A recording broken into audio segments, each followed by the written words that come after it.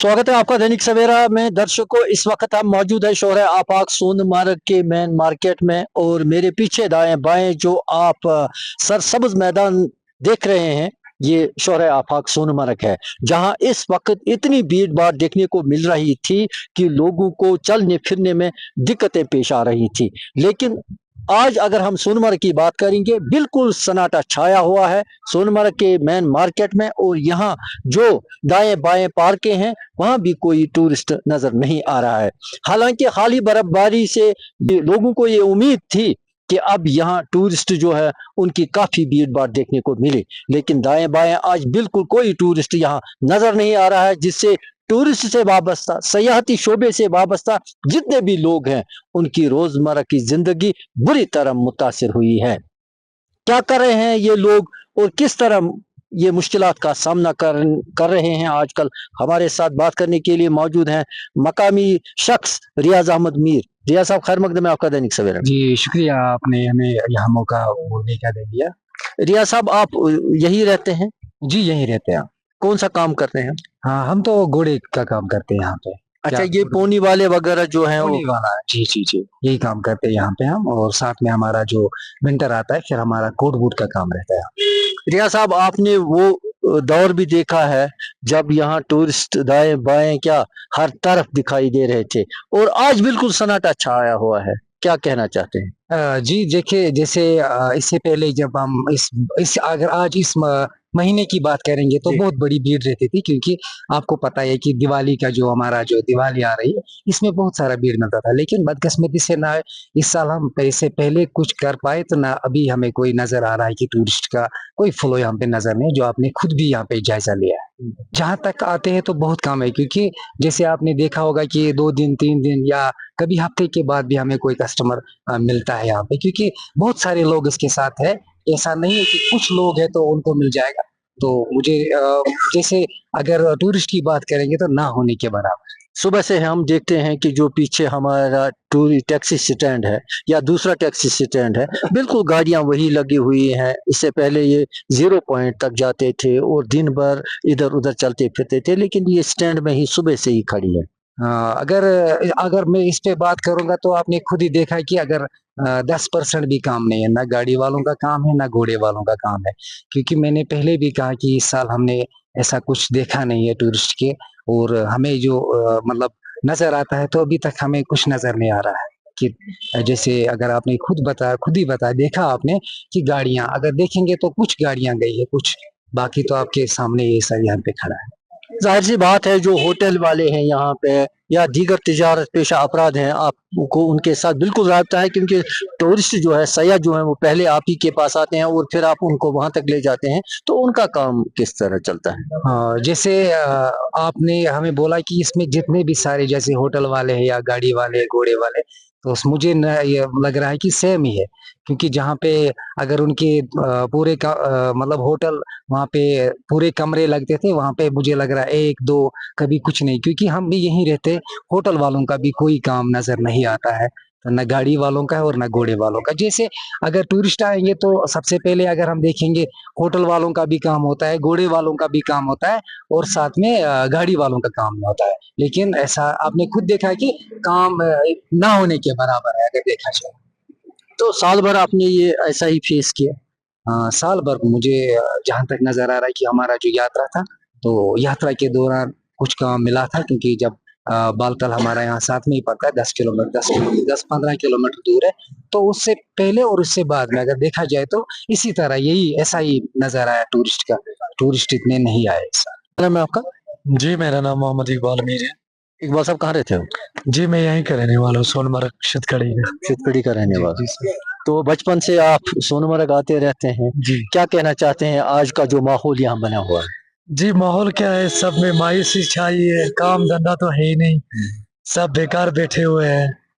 जिस तरीके से उम्मीद थी हमें कि इस बार टूरिस्ट बहुत ही अच्छा रश रहेगा, लेकिन आपको पता है कि अभी 2% भी बिल्कुल काम नहीं है यहाँ पे। बिल्कुल बेकार बैठे हैं, चाहे घोड़े वाले हो, गाड़ी वाले हो, होटल वाले हो, फोटोग्राफर्स हो, सारे ही बेकार बैठे हो। बिल्कुल काम भी नहीं। आपको लगता है आपके पास घोड़े हैं, गाड़ियां हैं, ये गाड़ी वाले जो है उनको बैंक की किस्त अदा करनी पड़ती है, घोड़े वाले जो हैं उन्हें घोड़ों के लिए खान पान वगैरह जो है वो भी अब जेब से देना पड़ता है, क्योंकि आप कहते हैं कि हमने सुबह से किसी टूरिस्ट को आगे इधर दाएं बाएं घुमाया नहीं। जी क्या करें, अभी वो तो करना ही पड़ेगा। आप गवर्नमेंट पे उम्मीद रखेंगे तो गवर्नमेंट भी हमें भी कुछ मतलब उन पे तो उम्मीद रख भी नहीं सकते हैं, क्योंकि कोई हेल्प हमें आज तक तो हुई नहीं है यहाँ पे। जब से ये मतलब काम धंधा हमारा बैठा हुआ है, कोई हेल्प नहीं हुआ हमारे साथ। जैसे घोड़े हैं, गाड़ी है, गाड़ियों की किस्तें हैं, किसी ने हमारी तरफ गौर नहीं किया सर। और लाखों रुपए ये होटल वाले जो हैं इन्होंने भी खर्च किए हैं, इनकी बिजली बिलें आती हैं तो उनकी भरपाई नहीं हो पाती। किसी की नहीं सर, किसी की भी नहीं, किसी की भी नहीं, ना गाड़ी वालों की, ना घोड़े वालों की, तो ना होटल वालों की सर। बिल्कुल सब ठप पड़ा हुआ है सर। तो मौजूदा सरकार और खासकर भाजपा सरकार से जी। क्या आप अपील करते हैं? जी सर, हम ये अपील करना चाहते हैं मोदी साहब से कि आप थोड़ा ध्यान दीजिए, गौर कीजिए, गरीबों पे गौर कीजिए, घोड़े वालों पे गौर कीजिए। देखिए कि थोड़ा रोजगार हमारा मतलब आप टूरिस्ट को कहेंगे कि आप कश्मीर जाओ तो हमारा भी रोजगार चलेगा, तो उसकी बड़ी मेहरबानी होगी। यानी सरकार को संजीदगी का मुजाहरा करना पड़ेगा। बिल्कुल, बिल्कुल सर। जैसे एलजी साहब है हमारे, उमर अब्दुल्ला साहब है, हम सबसे गुजारिश करना चाहते हैं कि आप इस गरीब आवाम की तरफ थोड़ा ध्यान दीजिए कि ये गरीब आवाम क्या करेगी। अभी विंटर आने वाला है, आपको पता ही है सर कि 2-3 महीने तो हम 4 महीने कम से कम बर्फ के नीचे होते हैं। यही उम्मीद थी कि ये 1-2 महीने काम चलेगा तो फिर उससे हमारा गुजारा हो जाएगा। तो अभी वो उसके ऊपर भी हम उम्मीद नहीं रख सकते हैं। अभी तो बस खुदा ही हाफ़िज़ है, और बस मोदी साहब से यही अपील है कि आप टूरिस्ट को भेजिए। टूरिस्ट लोग हमारे भाई लोग हैं, मेहमान हैं, हम उनकी इज़्ज़त करते हैं, हम उनके साथ हैं। हालांकि अभी धूप खिली हुई है और जो हालिया बर्फबारी हुई है उससे ये आस थी आपको कि अब टूरिस्ट आएंगे यहाँ घूमने के लिए, फिर भी नहीं आए। बिल्कुल सर, बहुत सारी उम्मीद थी कि इस बर्फबारी से कि टूरिस्ट आएँगे और वो यहाँ पे लुत्फ़ उठाएँगे इन नज़ारों का, सोनमार्ग का, गुलमर्ग का, पहलगाम का, और वो नज़ारा उठाएँगे इस बर्फबारी का, एन्जॉय करेंगे। लेकिन वो उम्मीद भी हमें टूट गई सर। उस उम्मीद से भी वो उम्मीद भी अब हमें नहीं रही सर। यहाँ जितने भी टूरिस्ट स्पॉट हैं बिल्कुल बंद पड़े हैं और आप इस वक्त सोनमर्ग में मौजूद हैं, सन्नाटा छाया हुआ है, क्या कहना चाहते हैं? सर पहले तो मैं ये बताऊंगा कि सन्नाटा छाया हुआ है, लेकिन गरीबों के लिए सन्नाटा नहीं है। हमारे ऊपर ऊपर वाला रौब बैठा है जी, जिसके सहारे हम जी रहे हैं। नाम एलजी के सहारे जी रहे हैं, नाम उमर अब्दुल्ला के साहब के सहारे जी रहे हैं। ये आपस में लड़ते रहे और गरीब आवाम को मारते रहे, हमें कोई फर्क नहीं पड़ने वाला है। जब हम बेकार थे तब भी हमें ऊपर वाले ने पाला है, आज भी ऊपर वाला ही पालेंगे जी। ये कभी एक बोल रहा है कि मैं टूरिस्ट ला रहा हूँ, दूसरा बोल रहा है कि मैं लाने नहीं दे रहा हूँ। मुझे बताओ, चीफ जस्टिस हमारा जो मेन होता है, या हमारे जितने भी वीआईपीज है, वीवीआईपीज है, वो थाजवास ग्लेशियर घूमते हैं, नारनाग में घूमते हैं, तोस मैदान चले जाते हैं स्कूटी के साथ, तो उनके लिए इन जगहों पे कोई बैन नहीं है। लेकिन जब एक टूरिस्ट जाएगा, एक गरीब बंदा जा रहा है अपनी दिन दहाड़ी कमाने के लिए, उसके लिए बैन है। तो सारे कश्मीरी कह रहे टूरिस्ट को लाओ, लाएंगे तो रखेंगे कहाँ? जो स्पॉट से वो इन्होंने बंद करके रखे, तो टूरिस्ट आएंगे क्या करने यहाँ बेचारे? मुझे बताओ, एक सानिया हुआ है, उस सानिया की वजह से इन्होंने पूरे कश्मीर को ही जला के रख दिया है।